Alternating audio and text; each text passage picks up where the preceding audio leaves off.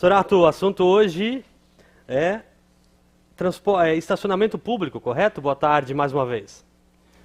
Boa tarde mais uma vez, Alessandro. Boa tarde a todos os que estão nos assistindo aqui pelo Extra.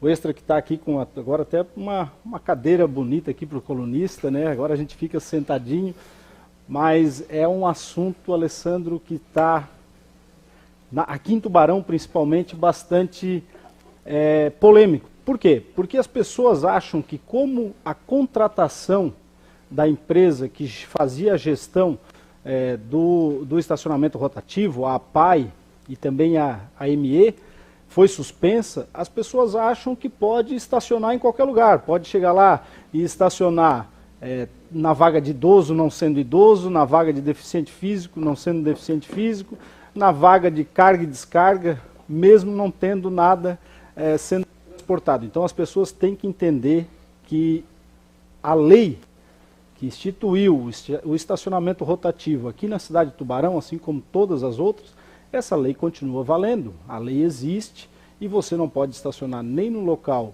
reservado para idoso, nem deficiente, muito menos também no carga e descarga, porque a lei continua em vigor. O que não está acontecendo é a cobrança do estacionamento. Portanto, respeite a sinalização, respeite os locais reservados para cada uma dessas situações. Tem uma situação, Sorato, que é diferente, que muita gente falava e ouvia, que a placa está ali, né? Estacionamento exclusivo para idosos, para deficientes, mas muita gente entendia que aquela placa só funcionava em horário comercial, o horário que funcionava era área azul. Apesar de ter a placa da área azul, a placa de estacionamento de idoso e deficiente, ela continua 24 horas, é só a área azul que é aquele horário, né? É a mesma regra sobre isso que nós estamos falando.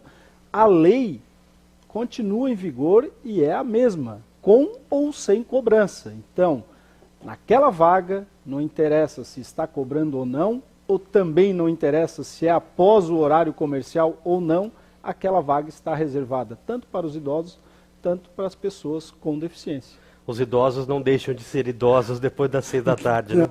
Não deixa. Sorato, tem mais algumas situações na questão do estacionamento público, né? Não só exatamente na área azul. Mas ainda sobre as vagas prioritárias, o veículo pode ser guinchado se ele estiver estacionado irregularmente? O veículo pode ser multado e guinchado. Se ele estiver estacionado numa dessas vagas sem autorização, ou seja, se a pessoa que estacionou lá não tem o cartãozinho do idoso, ele pode sim ser multado e guinchado. E aí é dor de cabeça, porque além da multa, você vai ter que pagar o guincho e vai ter que pagar também o estacionamento lá do depósito para onde foi o seu carro. Dor de cabeça total. É muito mais fácil, muito mais viável cumprir a lei. E se não está encontrando local para estacionar, ou procura um local mais longe ou um estacionamento privativo. Aqui em Tubarão, as pessoas têm um pouco de preguiça, né, de estacionar um pouco mais longe e ter que caminhar. É uma das grandes diferenças que eu senti entre São Paulo, morando lá, e aqui. Lá a gente, cara, fazia muita coisa a pé e andava muito a pé. E aqui as pessoas querem estacionar na frente da padaria, né? Eu estudei em Florianópolis também e morei lá, né, durante um tempo e é comum a gente estacionar bem longe do local onde a gente objetivava ir. Também era comum, às vezes, quando você estava transitando na avenida e que precisava fazer um retorno, ir bem longe. Aqui a gente já quer virar na primeira oportunidade. Cruzar a Padre Geraldo Spetman, porque não quer fazer aquela voltinha. Cruzar a Padre Geraldo Spetman, cruzar a Patrício Lima, quando é proibido. E às vezes essa vacilada pode causar um acidente que vai lhe trazer transtorno aí para a vida toda. Quem eventualmente estacionou em um lugar que não podia, foi multado ou foi guinchado, não tem como recorrer, né? Não tem. Por que eu abordei esse assunto hoje na coluna, Alessandro? Porque eu fui procurado, não foi nenhuma, nem duas, nem três, foram mais de 5 vezes por pessoas diferentes que foram multadas e queriam fazer uma defesa da multa porque o estacionamento rotativo não estava funcionando. E aí eu tive que explicar para eles que o estacionamento rotativo não estava cobrando, mas a lei que institui o estacionamento rotativo está sim funcionando, está em vigor e, portanto, não tinha o que fazer com relação a essa defesa. Sorato, eu vou falar sobre estacionamento também.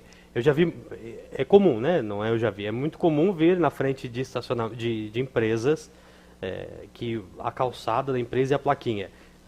Permitido estacionamento só para clientes. Pode a empresa dar exclusividade naquele espaço só para seus clientes? Esse também é um assunto bastante polêmico.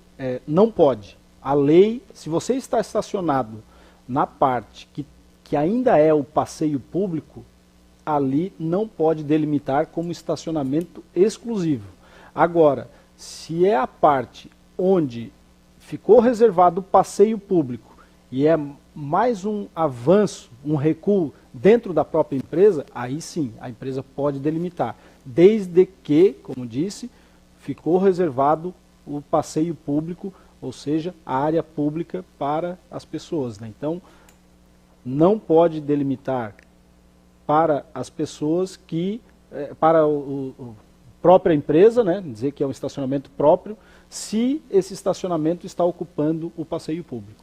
Vamos trazer nas próximas edições algumas fotos para exemplificar isso, o que é um passeio público e o que pode ser delimitado. E para a gente encerrar, ontem a gente deu a notícia de um homem, agora falando sobre seguro, um homem que ateou fogo no próprio carro para tentar ficar com o dinheiro do seguro do carro.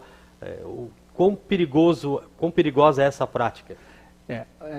Disso eu entendo bastante, né? Eu sou proprietário da Elizabeth Seguros, sou corretor de seguros, além de advogado. Então, essa é uma prática que às vezes acontece, ainda temos esse tipo de acontecimento, infelizmente, no Brasil, e isso é um crime. Além de uma irregularidade, essa fraude que a pessoa tenta praticar contra a seguradora, isso também é um crime. E a seguradora não é mais, assim, não existe aquela seguradora que não vai atrás, que não vai pesquisar, que não vai investigar.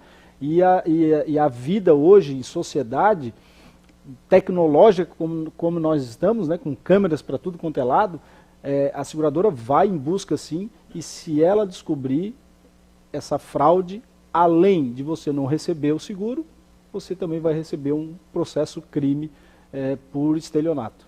E comunicação indevida Exatamente, comunicação indevida de sinistro.